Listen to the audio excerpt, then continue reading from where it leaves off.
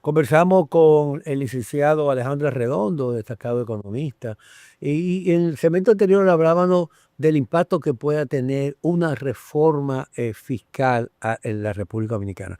Se ha hablado siempre de una reforma integrada, el gobierno dominicano hizo el primer intento, la presentó, pero sectores importantes la rechazaron y en una acción realmente el presidente decidió retirarla.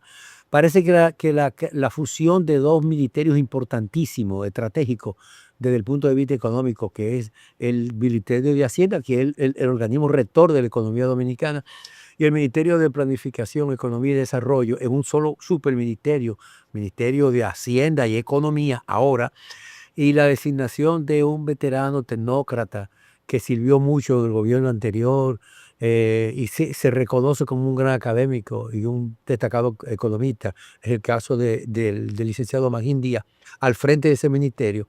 Se especula que eso viene quizá con la intención de presentar un nuevo proyecto de reforma fiscal que es sustentado por el gobierno, porque todos los sectores lo reclaman y forma parte de los acuerdos que se hicieron en el Consejo Económico Nacional, con la negociación de los partidos.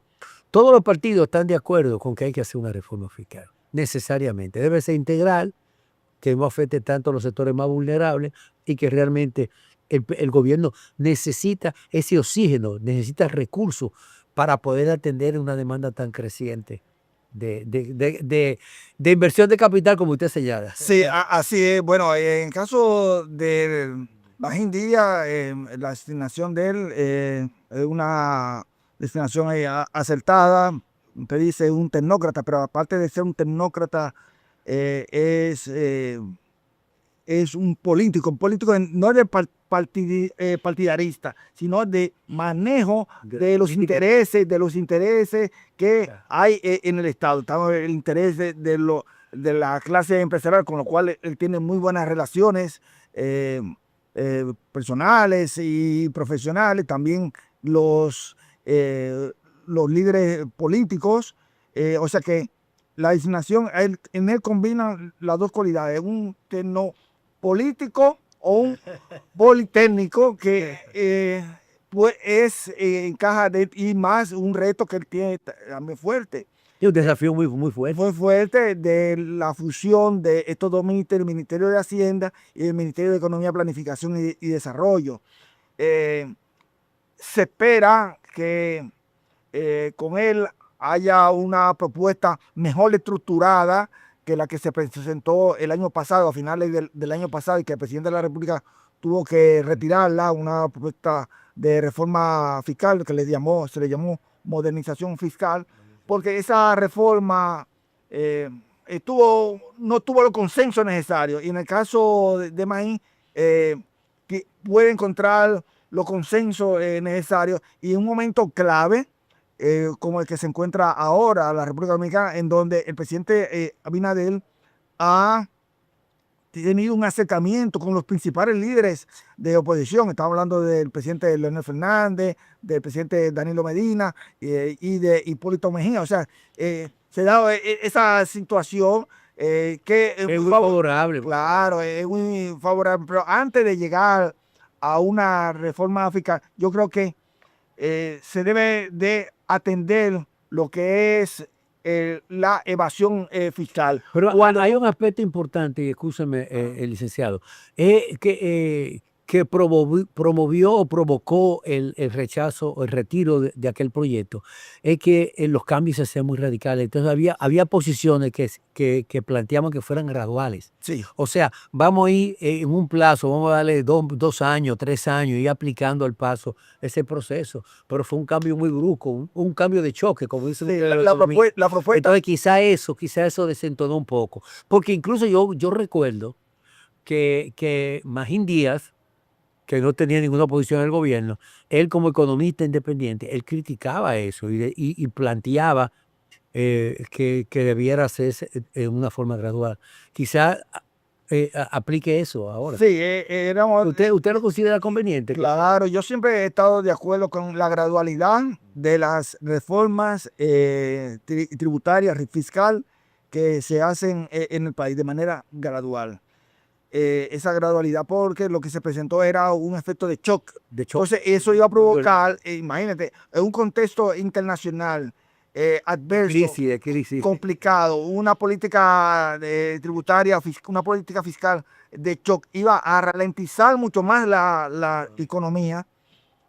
Y en este caso, lo que se tiene que buscar para llevar a cabo una reforma fiscal, que sería un segundo respiro al gobierno del presidente Luis Abinader, pero insisto, de que se debe de atender, reducir la evasión y la elusión fiscal, de manera que podamos crear las condiciones necesarias para que se pueda introducir una discusión, aunque yo creo también que las reformas, en este caso fiscal, se deben hacer a principio del gobierno, pero el gobierno está... Usted lo dice por el costo político. Correcto, por el costo político. Porque eso a nadie le gusta que le cobren impuestos. No, aunque sean justos. No, vamos a decirlo pero quizás por el costo político, pero hay que hacerlo, el país lo necesita. Vamos a decirlo, todo el mundo está de acuerdo con que se aumenten los impuestos, pero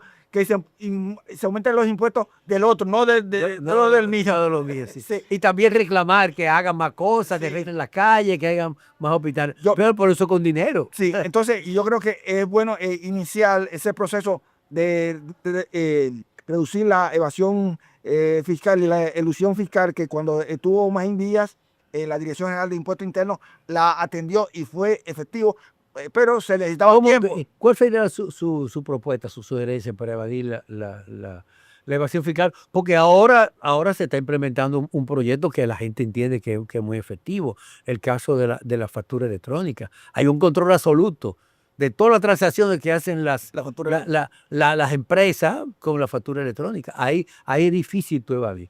Pero parece que la evasión principal viene con el ITEVIS todavía. ¿No? Todavía se mantiene con el ITEVIS y el impuesto sobre la renta, que anda alrededor de un 45%, en el caso 45%. Es alto, muy alto. Muy alto. Y en el caso de impuestos sobre la renta, un 65%, pero mayormente ese 65%, esa evasión proviene de las personas jurídicas, o sea, de las empresas.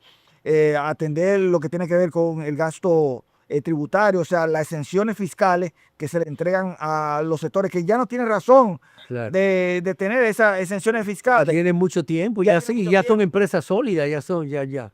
Sí, entonces esa situación debe ser atendible antes de, reitero, de un proyecto de reforma, y que, déjame decirle algo, a los líderes políticos les conviene que esa reforma se haga ahora.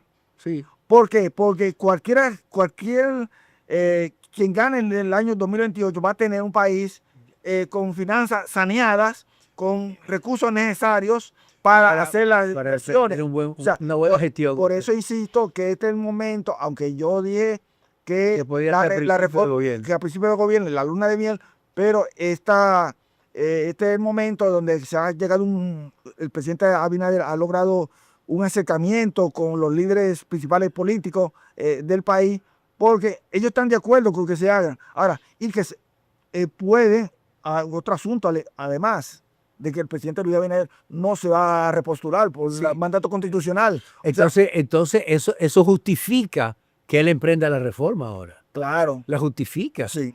Para dejar un legado, concluir los 3 años que le faltan de su gobierno con mayores realizaciones. Hay un aspecto importante que usted hablaba del caso de la evasión. Reconocemos que la factura electrónica es un mecanismo para controlar eso, pero hay muchas compras y muchas transacciones que se hacen en efectivo.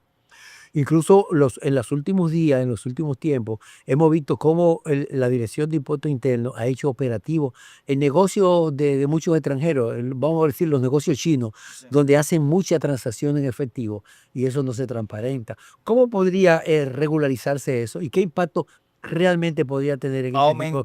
Porque incluso yo creo que un desafío sería el comercio electrónico, la digitalización, o sea, que la gente pague con su tarjeta, porque hay un mayor control ahí. Sí, bueno, en el caso de los negocios extranjeros, los chinos, mayor fiscalización y mayor mejoramiento administrativo en la Dirección General de Impuestos Una Internos. fiscalización sería lo que... Sí, sí, fiscalización, claro, mayor fiscalización.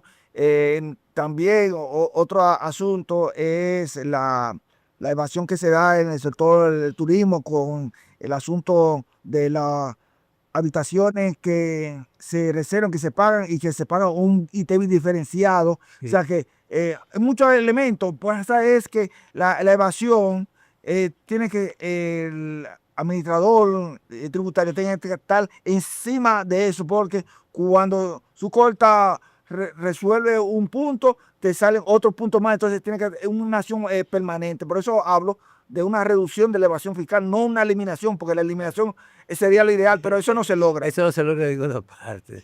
No, y sobre todo que haya consecuencias. Sí, Si una persona comete el delito fiscal, económico, de evadir, no cumplir con su responsabilidad fiscal, y se comprueba que pague su consecuencia, porque es una forma también de frenarlo. Sí, hay otro asunto con el cual no he estado totalmente de acuerdo, que es que una persona, las personas jurídicas o personas físicas, dejan de pagar los impuestos con la esperanza de que en algún momento se emita una amnistía fiscal. Entonces, eso no puede ser. La amnistía fiscal debe estar suspendida, eliminada de todo. Definitivamente. Definitivamente. Claro. Aquí hay gente que no tan solo en los impuestos, en los servicios. Sí, en los servicios. Hay gente que deja de pagar el agua, deja de pagar el agua, deja de pagar la luz, y entonces acumulan una cantidad de deuda. Entonces, para reenganchar en el agua o el servicio que tienen de la basura, entonces espera que le den que le eliminen parte, entonces le quiten la mora, y entonces... Sí.